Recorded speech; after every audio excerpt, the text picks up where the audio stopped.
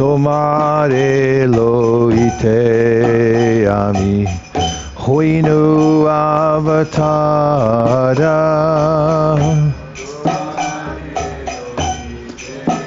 I have descended as an avatar just to save you.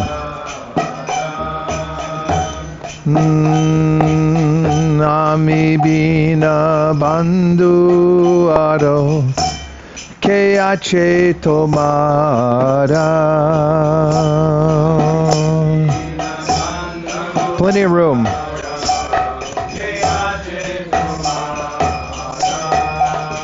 Enechia shode maya nashibaro lage.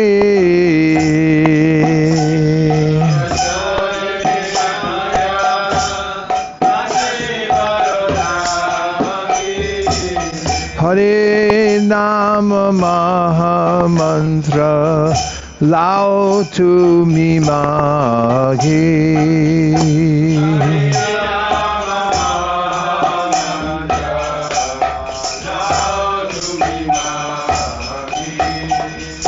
Bhakti Vinoda Prabhu Charane Poriya.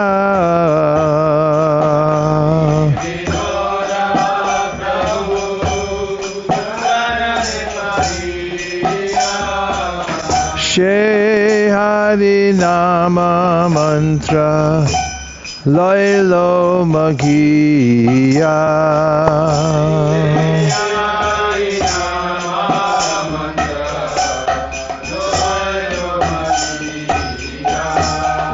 Hare Krishna,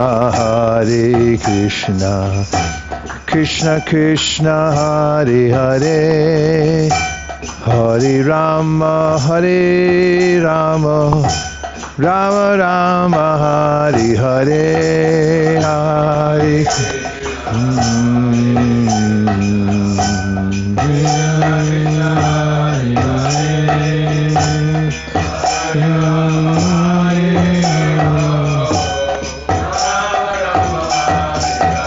Hare Krishna, Krishna Krishna, Hare Hare, Hare Rama, Rama Rama, Hare Hare.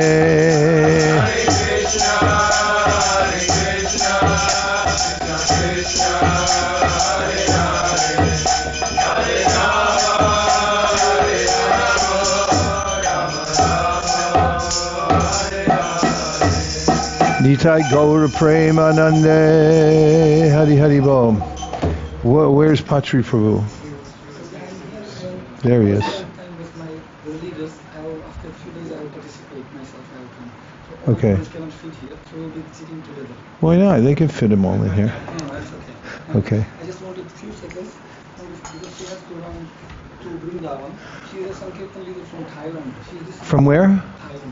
Thailand. Bangkok. Oh, very good. Yes, and they're distributing, last time she distributed 1,500 Krishna books, herself only. Thank you. So later on I just wanted to introduce her. Cannot be You're going to Vrindavan now? But later on she will come, she's staying in Vrindavan only. Okay, we should meet. Later on I will introduce you. Just wanted to... Excellent. Thank you very much. 1 week she will come and say, we will be here for 3 weeks. So Krishna willing. preacher, leader fire preacher in Thailand. Okay. Kam Samida. I also go to Thailand. I mean, Kap Kun Kap. Kap Kun Kap. Kap Kun Kap. Kap Kun Kap. Got it. I now remember. Thank you, Patri Prabhu. You're going to stay, right? Okay. Jai Jai Shri Caitanya Jaya Nityananda Jai Advaita Chandra Jai Gaur Bhakta Vrinda Namashreshtam Manamapi Shachi Putra Matra Sarupam Shri Rupam Tasyagrajam Urupurim Maturim Goshavatim Radha Kundam Girivaramoho Radhika Madhavasham Prapto yasya pratita kripaya Shri Gurum tam natosmi. He Guru Gyanada Dinabandho Swanandadata Koranaika Sindo Vrindavana Sina Hitavatar Prasida Radha Pranaya Prachara. Okay. Thank you very much, everyone, for joining. We're continuing our perpetual reading of the Sri Caitanya Caritamrita, and we're taking up where we left yesterday, and that's in the Madhya Lila, and we're on chapter 3, and the exact verse is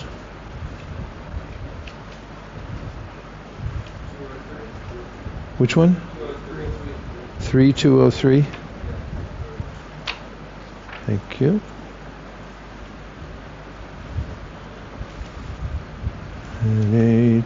There.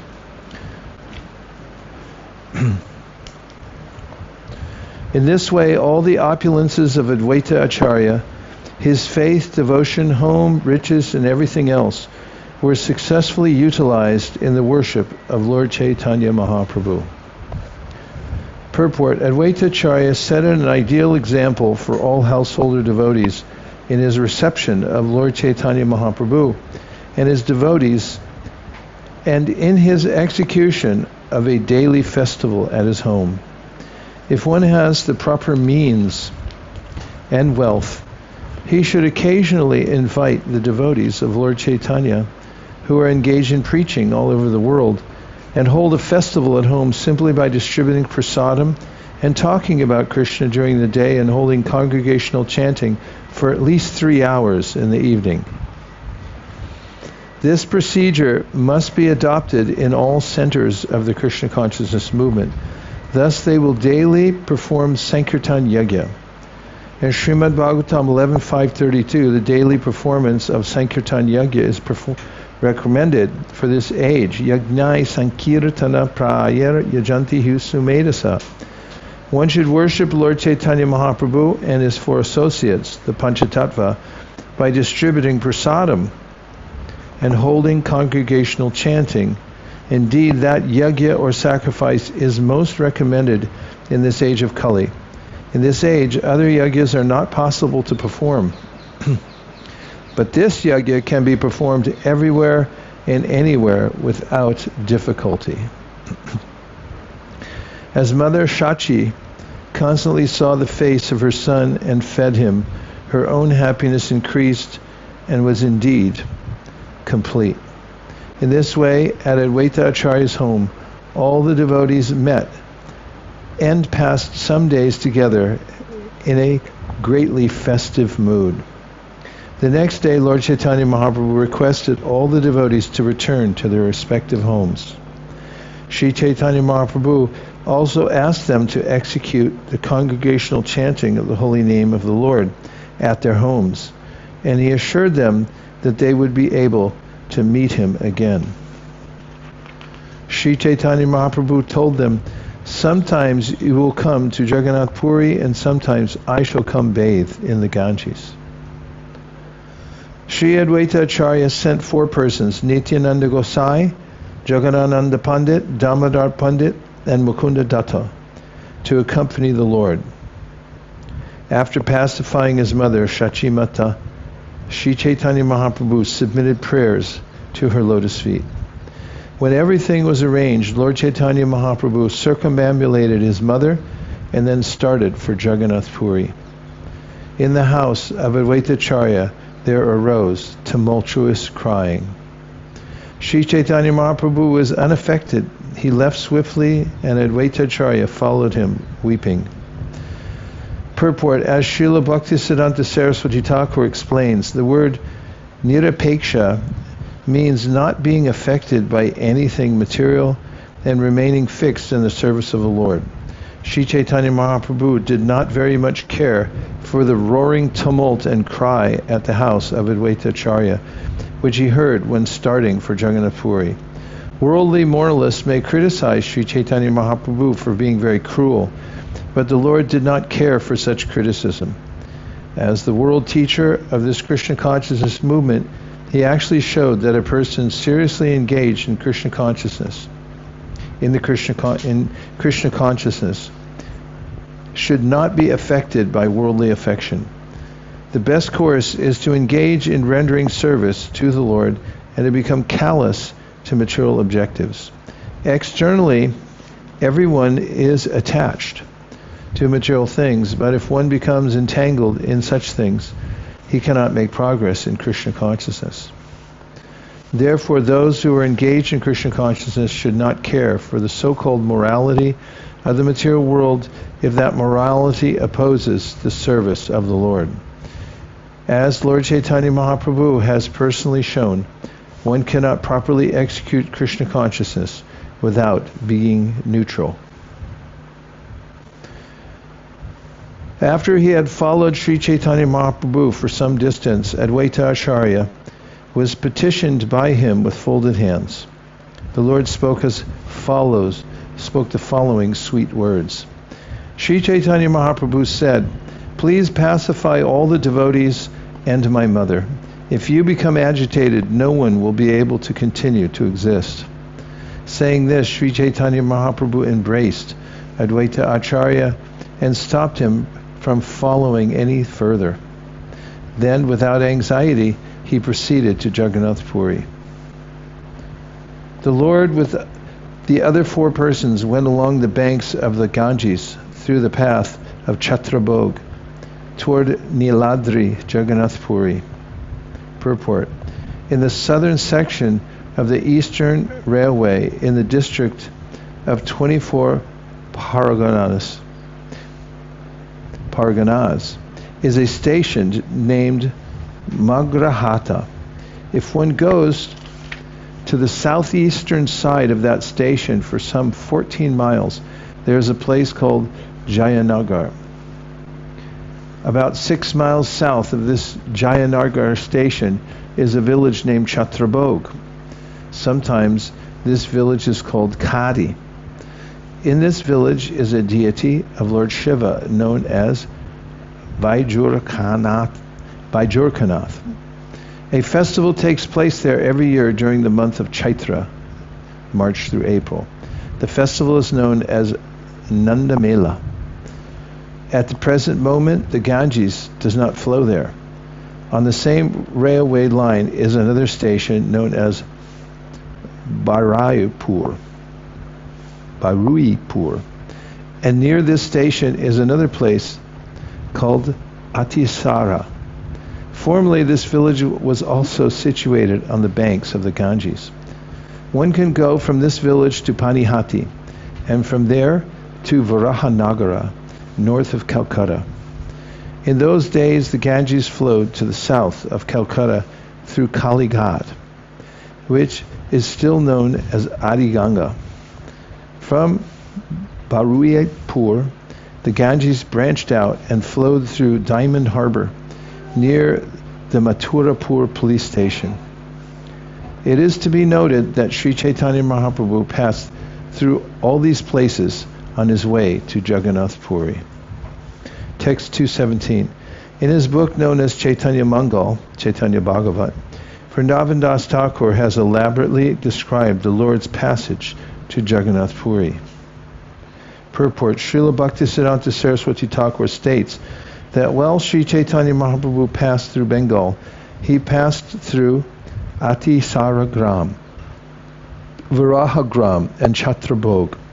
He then reached the Orissa province, where he passed through Prayaghat, the Suvarnareka River, Ramuna, Yajapur, where he bathed at the Dashashvamedha Ghat, on the Vaitarani River, Katak, where the Mahanadi River flows, Bhuvaneshwar, where there is a big lake known as Bindu Sarovara, Kamalapur, at Ataranala. In this way, passing through all these and other places, he reached Jagannath Puri. Jagannath Puri ki. If one hears the activities of the Lord at the house of Advaita Acharya, he will certainly very soon attain the riches of love of God of Krishna. I'll read it again. If one hears the activities of the Lord at the house of Advaita Acharya, he will certainly very soon attain the riches of love of Krishna. That deserves a jai. I'll read it one more time and we'll get it in unison this time. If one hears the activities of the Lord at the house of Advaita Acharya, he will certainly very soon attain the riches of love of Krishna. Jai!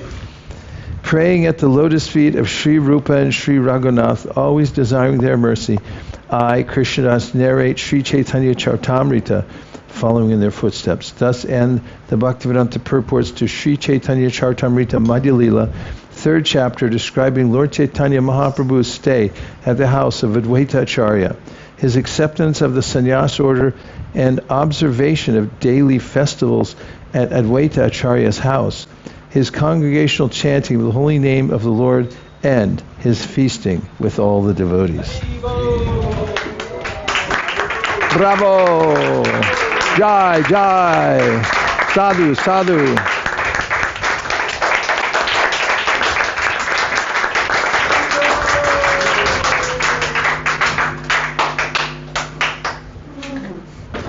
Chapter 4, Sri Madhavendra Puri's devotional service. In his Amrita Pravaha Bhashya, Srila Bhaktivinoda Thakur gives the following summary of the 4th chapter. Passing along the path of Chhatrabhog and coming to Vrida Mantreshvara, Sri Chaitanya Mahaprabhu reached the border of Orissa. On his way, he enjoyed transcendental bliss by chanting and begging alms in different villages. In this way, he reached the celebrated village of Ramuna, where there is a deity of Gopinath. There he narrated the story of Madhavendra Puri, as he had heard it from his spiritual master, Ishvara Puri. The narration is as follows.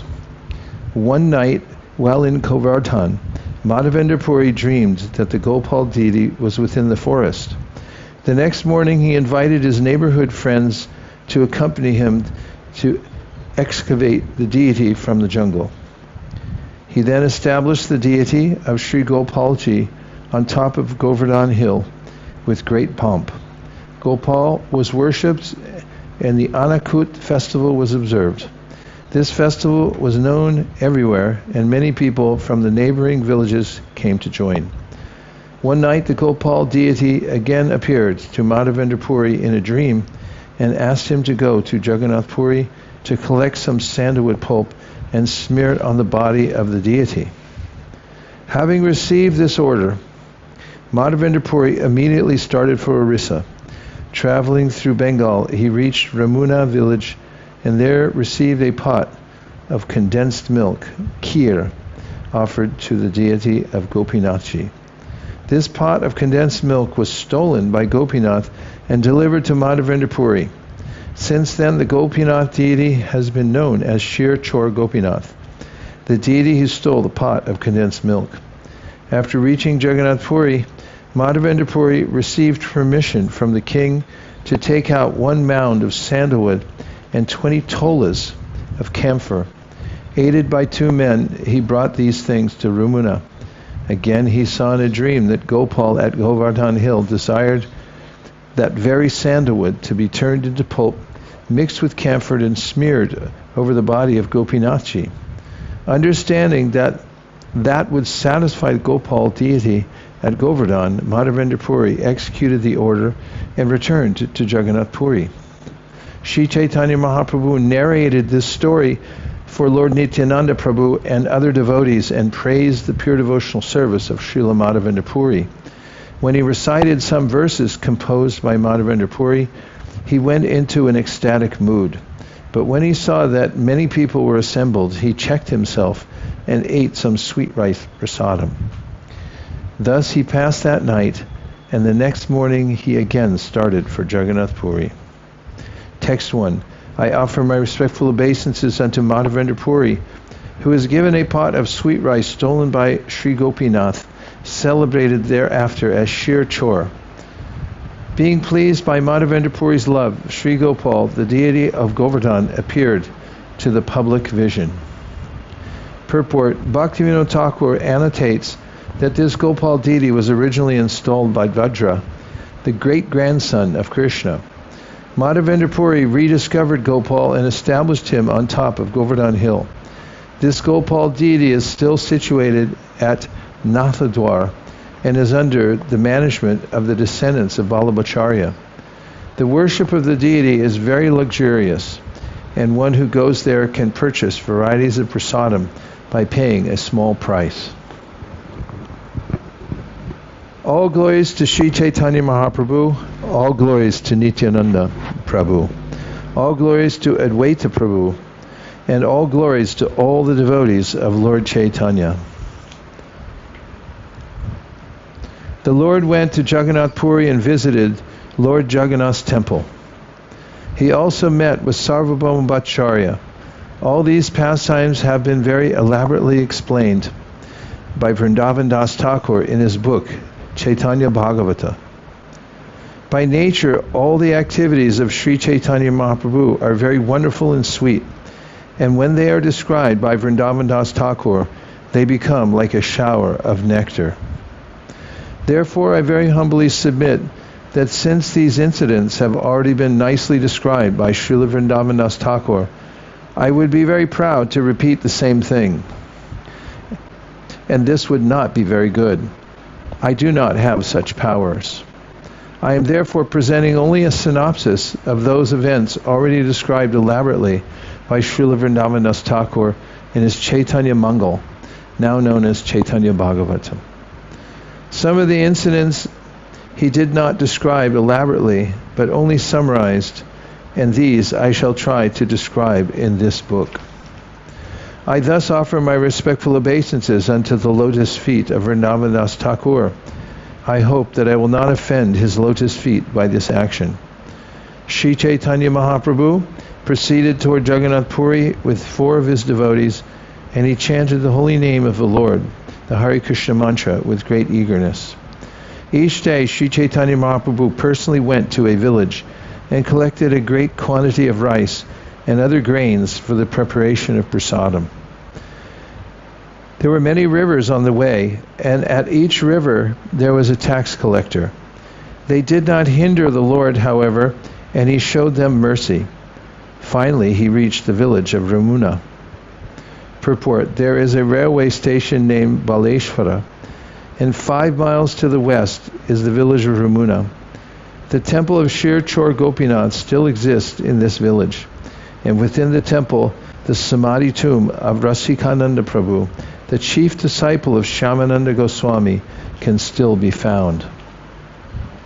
The deity of Gopinath in the temple of Ramuna was very attractive. Lord Chaitanya visited the temple and offered his obeisances with great devotion. When Sri Chaitanya Mahaprabhu offered his obeisances at the lotus feet of the Gopinath deity, the helmet of flowers on the head of Gopinath fell down and landed on the head of Chaitanya Mahaprabhu. When the deity's helmet fell upon his head, Sri Chaitanya Mahaprabhu became very pleased, and thus he chanted and danced in various ways with his devotees. All the servants of the deity were struck with wonder due to Sri Chaitanya Mahaprabhu's intense love, his exquisite beauty, and his transcendental qualities. Because of their love for Sri Chaitanya Mahaprabhu, they served him in many ways, and that night the Lord stayed at the temple of Gopinath.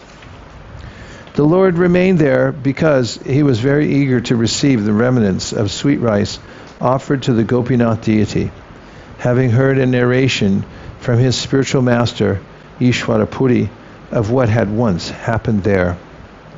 That deity was known widely as Shir Chor Gopinath, and Chaitanya Mahaprabhu told his devotees the story of how the deity became so famous.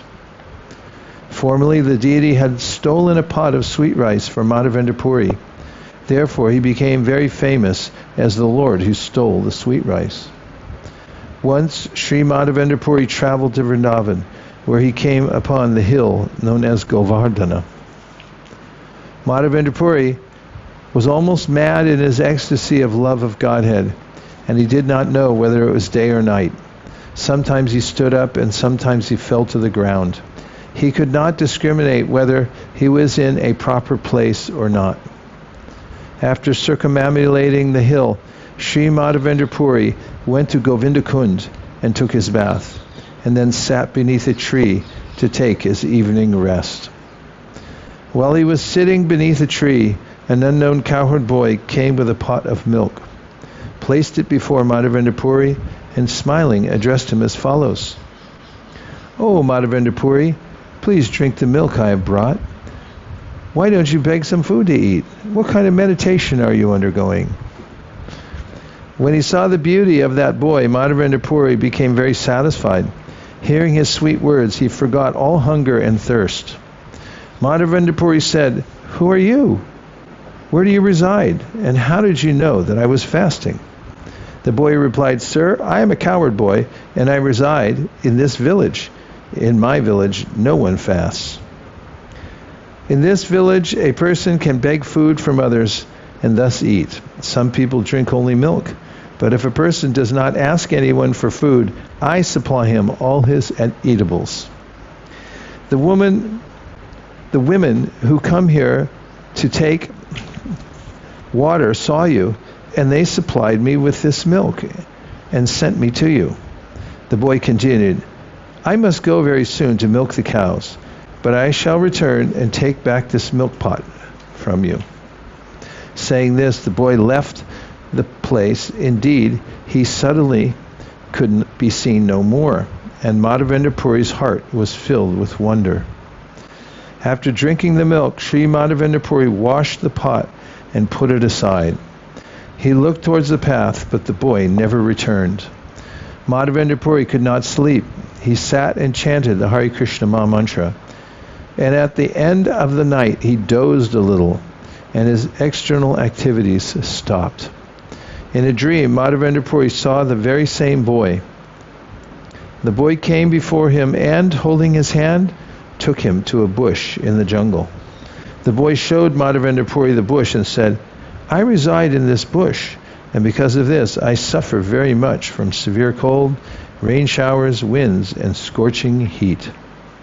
Please, bring the people of this village and get them to take me out of this bush. Then have them situate me nicely on top of the hill. Please construct a temple on top of that hill," the boy continued, "and install me in that temple. After this, wash me with large quantities of cold water so that my body may be cleansed. For many days I have been observing you and have been wondering, when will Madhavendra Puri come here to serve me? I have accepted your service due to your ecstatic love for me. Thus I shall appear, and by my audience all fallen souls will be delivered.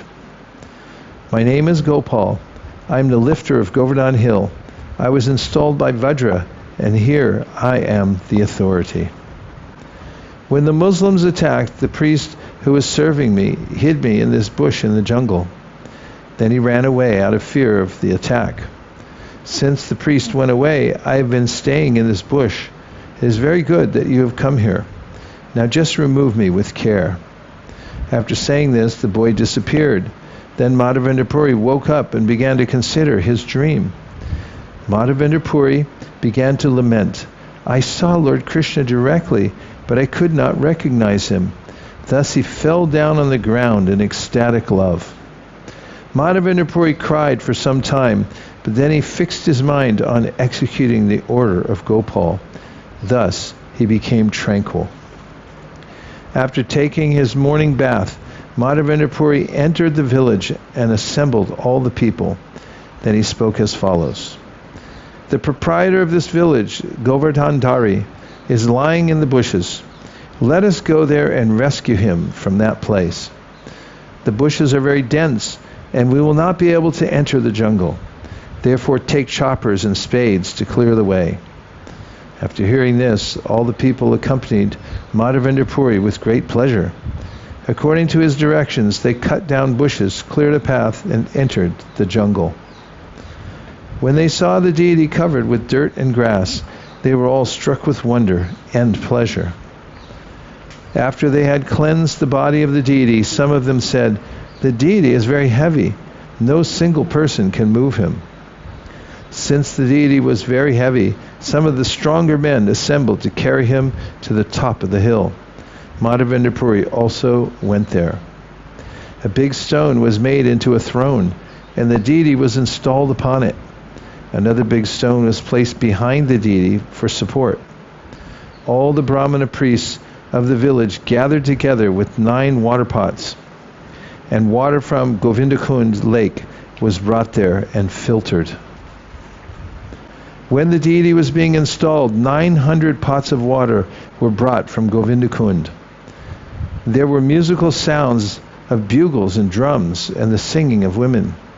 During the festival, at the installation ceremony, some people sang and some danced. All the milk, yogurt, and clarified butter in the village was brought to the festival. Various foods and sweetmeats, as well as other kinds of presentations, were brought there. I'm unable to describe all these. The villagers brought a large quantity of tulsi leaves, flowers, and various kinds of garments. Then Sri Madhavendra Puri personally began the Abhishek bathing ceremony.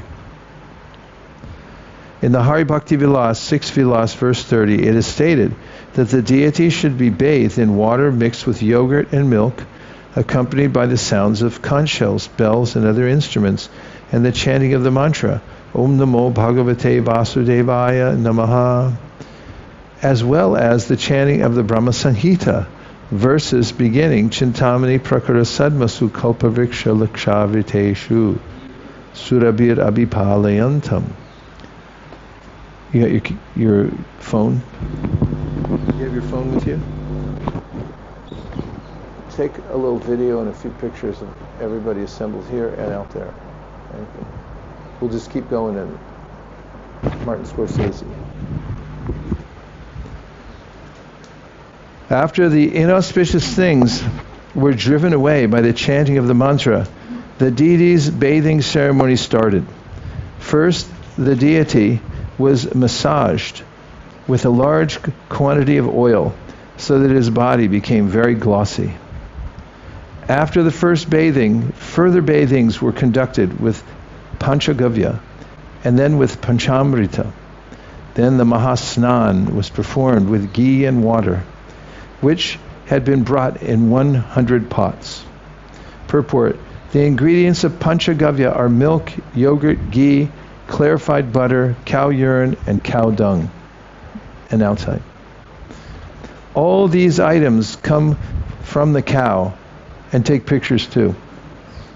Therefore, we can just imagine how important the cow is, since its urine and stool are required for bathing the deity.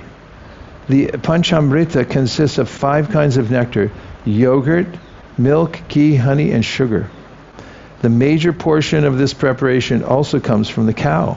To make it more palatable, sugar and honey are added. After the Mahasnan was finished, the deity was again massaged with scented oil and his body made glossy. Then the last bathing ceremony was performed with scented water kept within a conch shell. Purport: in his commentary on this occasion, Srila Bhaktisiddhanta Saraswati Thakur quotes from the Hari Bhakti Vilas: barley powder, wheat powder, vermilion powder, urd dal powder, and another powder preparation called avata, made by mixing banana powder and ground rice, are applied to the deity's body with a brush made from the hair at the end of a cow's tail. This produces a nice finish. The oil smeared over the body of the deity should be scented. To perform the Mahasnan, at least 2.5 manas, about 24 gallons of water, are needed to pour over the body of the deity. After the body of the deity was cleansed, he was dressed very nicely with new garments. Then sandalwood pulp, tulsi garlands, and other fragrant flower garlands were placed upon the body of the deity. After the bathing ceremony was finished, incense and lamps were burned, and all kinds of food offered before the deity. These foods included yogurt, milk, and as many sweetmeats as were received. These foods included yogurt, milk, and as many sweetmeats as were received. The deity was first offered many varieties of food, then scented drinking water in new pots, and then water for washing the mouth. Finally, pan mixed with a variety of spices was offered. After the last offering of tambula and pan, Bhoga Artik was performed. Finally, everyone offered various prayers and then obeisances, falling flat before the deity in full surrender. As soon as the people of the village had understood that the deity was going to be installed, they had brought their entire stocks of rice, dal, and wheat flour. They brought such large quantities that the entire surface of the top of the hill was filled. When the villagers brought their stock of rice, dal, and flour, the potters of the village brought all kinds of cooking pots, and in the morning the cooking began. 10 brahmanas cooked the food grains, and 5 brahmanas cooked both dry and liquid vegetables. The vegetable preparations were made from various kinds of spinach, roots and fruits collected from the forest, and someone had made bada and buddy by mashing dal. In this way, the brahmanas prepared all kinds of food. 5 to 7 men had prepared a huge quantity of chapatis, which were sufficiently covered with ghee, as were all the vegetables, rice and dal. All the cooked rice was stacked on palasha leaves, which were on new cloths spread over the ground. Around the stack of cooked rice were stacks of chapatis, and all the vegetables and liquid vegetable preparations were placed in different pots and put around them. Pots of yogurt, milk, buttermilk, and shikarini, sweet rice, cream, and solid cream were placed alongside the vegetables. Purport: in this kind of ceremony, which is called anakut, cooked rice is stacked like a small mountain for prasadam distribution. In this way, the anakut ceremony was performed, and Sri Madhavendra Puri Goswami personally offered everything to Gopal. Many water pots were filled with scented water for drinking, and Lord Sri Gopal, who had been hungry for many days, ate everything offered to him. Although Sri Gopal ate everything offered, still, by the touch of his transcendental hand, everything remained as before. Purport: the atheist cannot understand how the Supreme Personality of Godhead, appearing in the form of the deity, can eat all the food offered by his devotees. In the Bhagavad Gita 9:26, Krishna says, Patram pushpam palam toyam yo me bhaktya prayashchati taraham bhakti paritam ashnami pariyatatmanaha. If one offers me with love and devotion a leaf, a flower, a fruit, or water, I will accept it. The Lord is Purna, complete, and therefore he eats everything offered by his devotees. However, by the touch of his transcendental hand, all the food remains exactly as before. It is the quality that has changed. Before the food was offered, it was something else. But after it is offered, the food requires a transcendental quality. Because the Lord is Purna, he remains the same even after eating. Purnasya Purnamadaya Purnameva Vishishyate. The food offered to Krishna is qualitatively as good as Krishna. Just as Krishna is avyaya, indestructible, the food eaten by Krishna, being identical with him, remains as before. Apart from this, Krishna can eat the food with any one of his transcendental senses. He can eat by seeing the food or by touching it. Nor should one think that it is necessary for Krishna to eat. He does not become hungry like an ordinary human being. Nonetheless, he presents himself as being hungry, and as such, he can eat everything and anything regardless of quantity. The philosophy underlying Krishna's eating is understandable by our transcendental senses. When our senses are purified by constantly being engaged in the devotional service of the Lord, we can understand Krishna's activities, names, forms, qualities, pastimes, and entourage. Ata Shri Krishna Namadi Na Bhaved Grayam Indriye Sevan Mukhi Jivado Swayam Eva Spuratyada. No one can understand Krishna by the blunt material senses, but he reveals himself to the devotees, being pleased with them for their transcendental loving service unto him. Bhakti Rasamrita Sindhu 1-2-234. The devotees understand Krishna through revelation.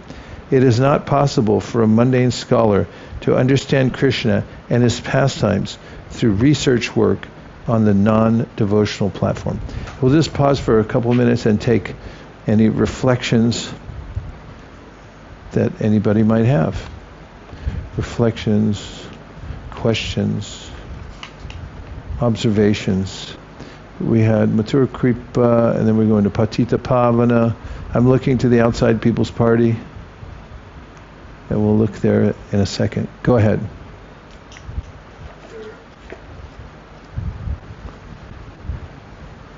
Hare Krishna. After Madhavendra Puri had realized that he didn't recognize Gopal, at first he started lamenting. And there's a verse, it says, Madhavendra Puri cried for some time, but then he fixed his mind on executing the order of Gopal, and thus he became tranquil. So at first he was bewildered and he was lamenting, but by fixing on the order they received from Gopal, then he was able to become more That's calm. so practical and helpful. If we feel disoriented, we're lamenting because we couldn't live up to something, if we just get engaged in service, then immediately we become neutral, tranquil, happy. Okay, Pati Pavana.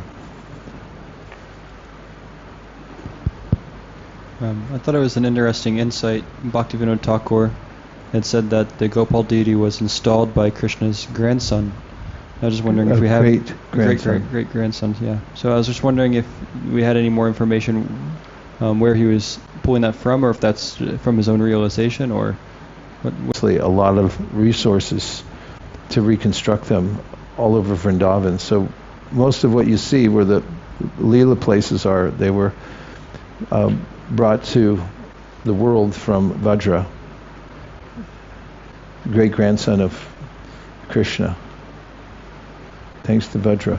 And then, of course, years later, we have the Goswamis coming back again to reestablish the places so that we could come here and worship and celebrate Krishna's Lila in Vrindavan. I'm looking to the outside people's party and I see a hand up. It looks like Namachintamani. Can't tell who it is. Hare Krishna Maharaj. Hare Krishna. I have one reflection from online audience. This is from Siddhartha Mehra. He says, thank you Maharaj for this amazing reading. My humble obeisances to the assembled devotees. And he has a question.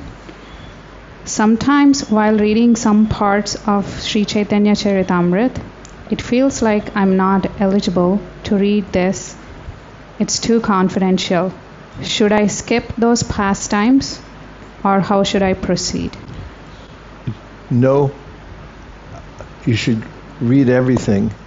When you hear pastimes that are esoteric, and it's in the course of reading through the whole book, then you're eligible. Srila Bhaktisiddhanta Saraswati Thakur mentioned this, that you can, if, on the other hand, as some people have done in the past, and luckily within our lifetime, and Prabhupada pointed this out, some people then will specifically go to certain types of pastimes thinking that they would be greatly benefited or more benefited than other people by being highly specific. In other words, when the Caitanya Charitamrita first came out, devotees went through it and realized there were highly esoteric sections. So they thought erroneously that if they specialized in those, then they would make more advancement than anybody else, and they would ascend to the platform of rarefied, pure devotional service. And they even had a club, it was called the Gopi Baba Club. But Prabhupada not only didn't he approve, but he dismantled the club. There were quite a few devotees, maybe 40 altogether, a men's section and a women's section. And he did point out that one has to be qualified to be very specifically engaged in hearing sections, just as Lord Caitanya did in his final days in Jagannath Puri. However, if one's reading the book and you go through those sections, you don't skip over them. And I gave the example the other day, if you go in Parikram of Govardhana Hill, you'll find some sections that are smooth, easygoing, and this is more in relationship to hearing sections, for instance, of the Bhagavatam. Sometimes people get to the 9th canto and they say, do I have to read the entire lineage going all the way to Krishna's appearance? And it seems tedious, but we should remember that this every word Sanatana Goswami says of the Srimad Bhagavatam emanates a shower of nectar. It's all completely transcendental. And I heard Prabhupada the other day say that every verse in the Bhagavatam is as good as the Maha Mantra. It said the same thing. So, no, we shouldn't skip it. And finally, this idea of feeling unqualified. How does one become qualified? Well, Kaviraj Goswami told us earlier. He said, if you can't understand it, then I request you to hear it again and again and again. Not to avoid it, but just to hear it. And be submissive and listen, because by hearing again and again, one can come to understand. It's not an academic type of hearing, it's a devotional hearing, and Krishna responds within the heart and informs us. Thank you for bringing those forth. Is there any more from... There's 2 more from the outside People's Party, and then we're going to Eka Chakra, and I see Mukharvind. Maharaj, I have one reflection and question. So reflection is that we were recently remembering the verses from the 10th canto in which that says that Sridman Gridan Samsmarayam Suchintayan Namani Rupani Cha Mangalani Te Kriyasu Yatva Charana Ravindayo Avishta Chetanu Bhuvaya Kalpate. So that Kriyasu or the manual labor, and this section what we read recently, it says that how much manual labor the devotees went through to worship, and it is saying that how bhakti is different than all the just jnani or impersonal path, that there is a lot of manual labor is required, and that is approved in the Shastra is the what is the process is involved. In building the temple and assembling that community in the temple for Gopinath, right? The Gopalji, the bathing yes. ceremony. Yes, nice points. And there was one. Yes, go ahead. And the question I have, it's really warming to see that how again and again Krishnadas Kaviraj Goswami bring that point that he is not trying to supersede Vrindavan Das Thakur while he is describing and skipping. Is there any reason that he again and again brings that point? It's Vaishnava etiquette. Should be really careful not to supersede the previous acharyas. Vallabhacharya was a great scholar, and he had some opinions about the writings of Sridhar Swami, which a lot of people can, because he was in a different era, and people from different eras may speak in different ways that don't jive with the present era. And as he began giving commentary that he, Vallabhacharya, thought was better, for his own words, than Sridhar Swami's, Mahaprabhu covered his ears and said, la, la, la, la. And he wouldn't entertain it. He didn't want to hear it. And this is the etiquette. We're very careful about those who have walked before us and judging them or trying to do better than them. Of course, we should always try to do the best we can, but we should remember that we are following in the footsteps, and therefore he's exhibiting this Vaishnava etiquette. It's not what we do, it's how we do it that counts. And there was one more from outside People's Party. Yes, go ahead. Hare Krishna, Guru Maharaj. This reflection on the last verse that we read, part of the sentence says that Krishna reveals himself to the devotees. The devotees understand Krishna through revelation, and in this context we're also reminded of an anecdote where, similar to how Kshirchor Gopinath revealed the glory of Madhavendra Puri, the glory of His Holiness Gaur Govind Swami Maharaj was also revealed when he visited the same deity. He visited the Kshirchor Gopinath temple, and the disciples of Maharaj, they were trying to arrange for a garland for Kshirchor Gopinath for Maharaj, but the priest had denied because he didn't know who he was and all that. But when Maharaj came in front of the deity, the garland just fell from Kshirchor Gopinath. The priest adjusted it again and it fell again. And then the priest understood that this is a great personality, and he gave that garland to Gaur Govind Swami Maharaj. Haribo! Thank you very much. Ekachakra for the close. One quick reflection and a question. I liked how Prabhupada specifically said we should do kirtan for at least 3 hours every evening. And then my question you touched on with Mukaravinda, I was wondering, in the idea of reading everything, not skipping anything, should we also be reading the Chaitanya Bhagavat? How do we balance the two, if so, and other works that are referenced? Is that considered part of hearing over and over, because he's recommending we familiarize ourselves with that work, it seems? The mantra for that was uttered by Prabhupada during a morning walk when there was a referendum, which often happened on morning walks, because when devotees had two different opinions and they were arguing, then they'd assail Prabhupada during the morning walk and said, such says this, and so-and-so says that. So the recording is there. It was in a slightly different context, but I can relate it to what you're asking. And that was that the devotees, when they first came to India, they found, there's lots of scriptures around. And they started collecting them. And they were showing up in the ashram, because everybody lived in the ashram. And the temple president at the time said, nope, can't keep these here. We can only have the books that Prabhupada made. And so he put a ban. And then the devotees, of course, doubled down, and they came back, and that's the context of the morning walk. So the devotees were asking Prabhupada about this situation, and some presented the case that our temple president has banned us from reading these other books. And the temple president started to object. He said, well, I haven't banned, but Prabhupada... and then the other one said, but the temple president is saying that we shouldn't read the books of the previous acharyas.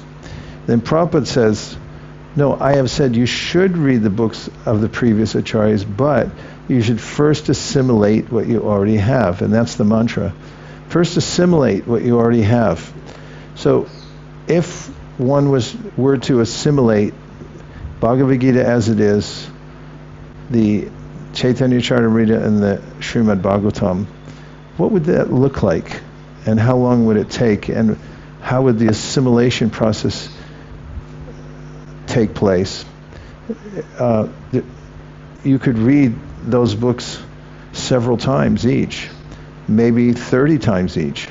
And you might discover as you're reading that you haven't assimilated it all, and there's a lot more in there than you thought. Chaitanya Bhagavat is a Vaishnava standard and classic. That's what Kaviraj Goswami keeps saying.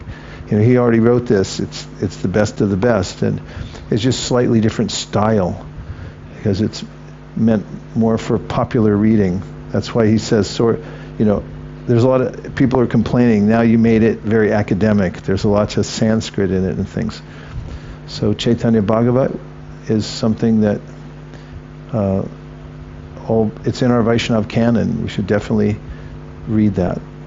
But just be careful, because there's so many things you can read, but if you skip over the things that you already have, you may become more generalized and not as absorbed in the mood in which Prabhupada wrote, and the very specific things that he put forward.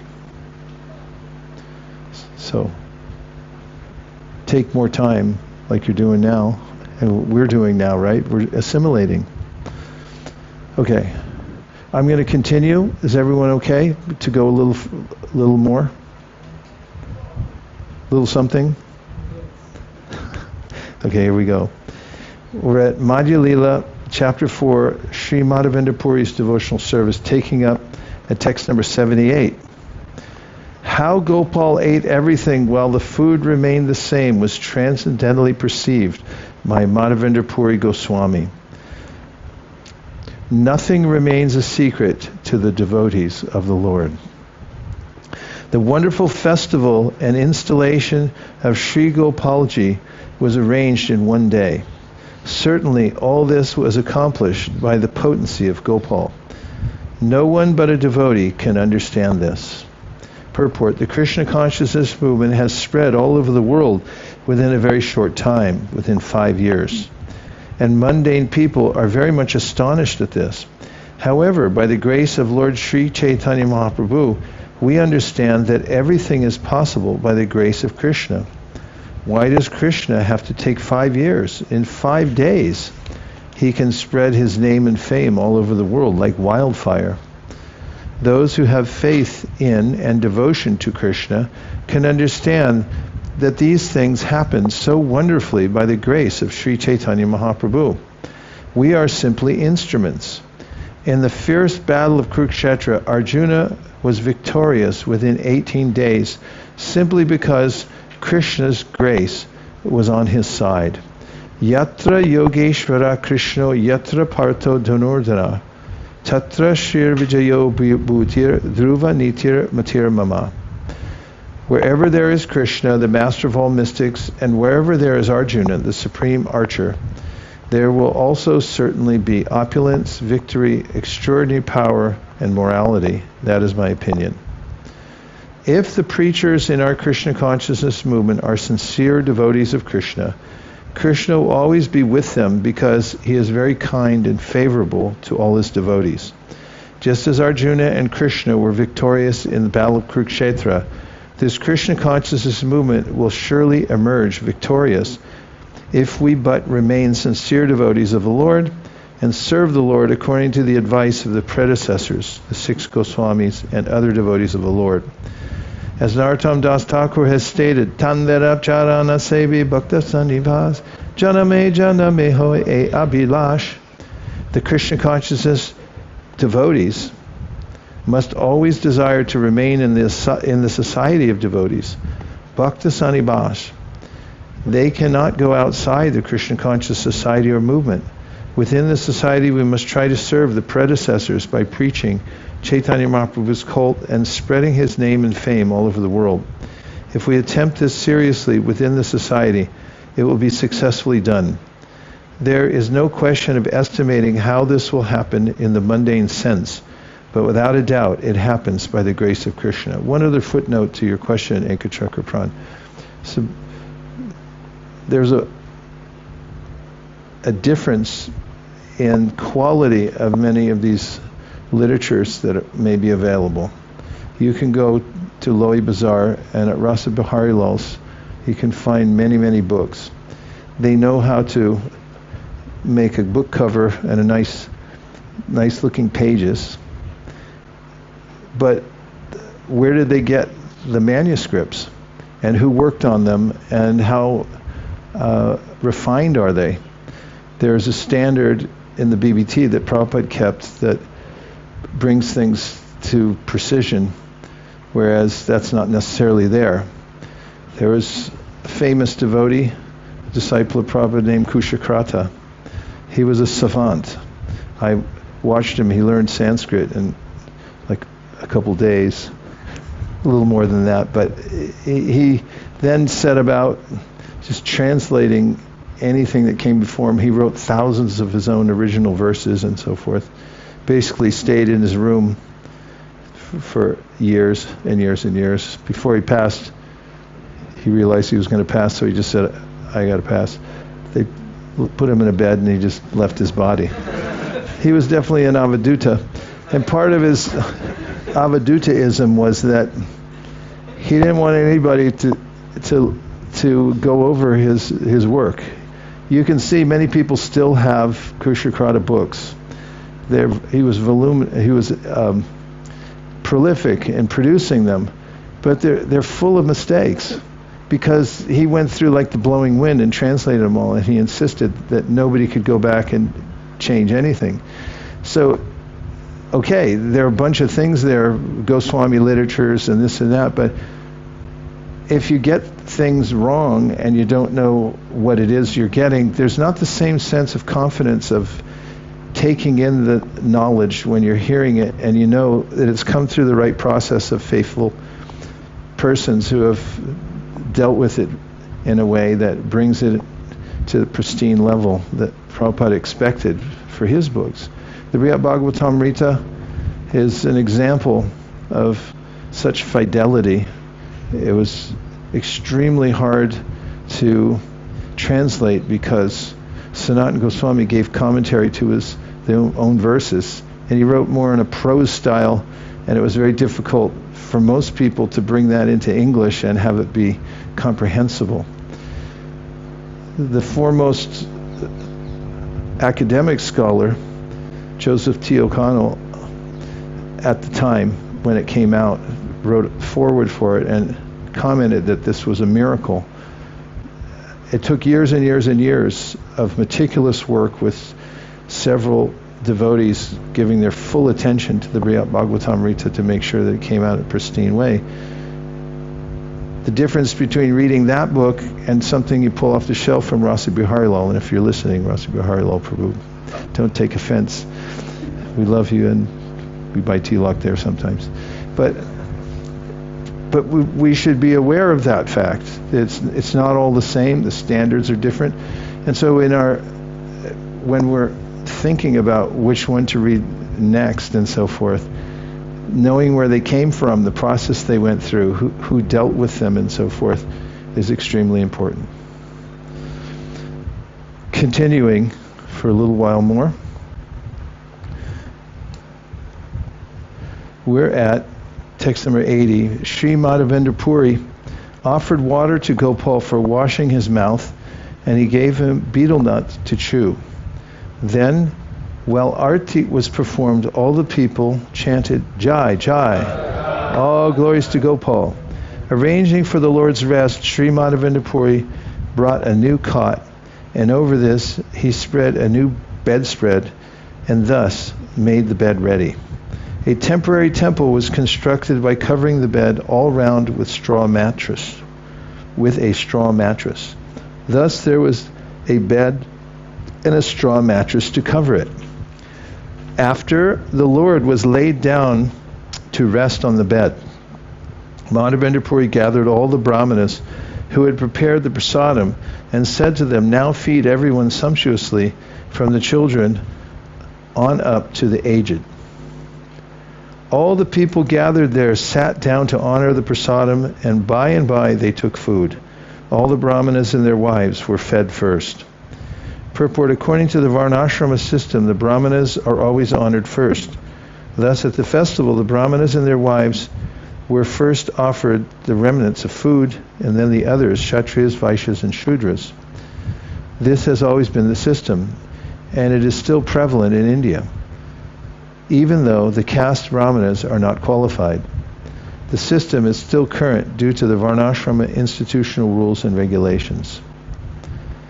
Those who took prasadam included not only the people of Govardhana village, but also those who came from other villages.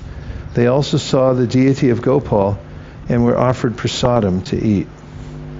Seeing the influence of Madhavendra Puri, all the people gathered there were struck with wonder.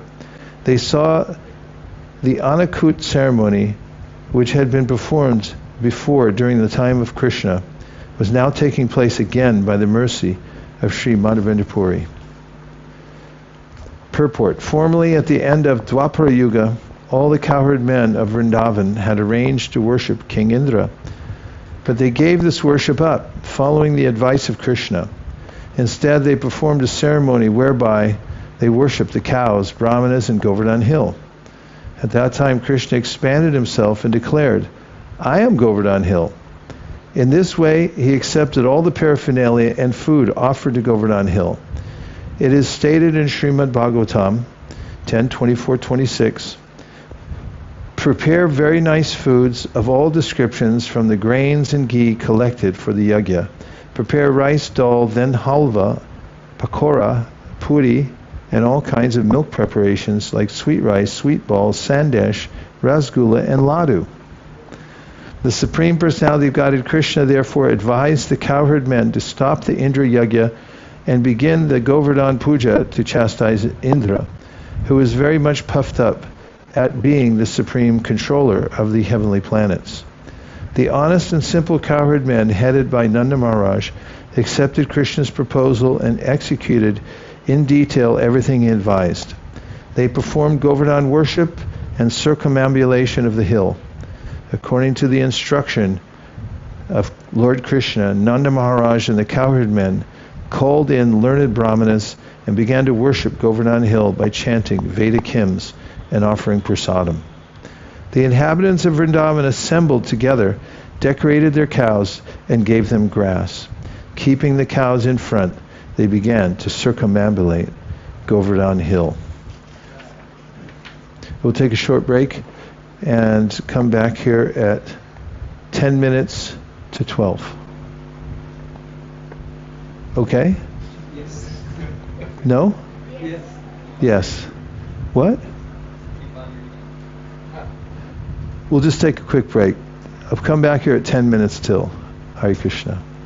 Vanchakalpadrishya kripasinabheva cha titanam bhavadebhyo vaishnavebhyo namo namo.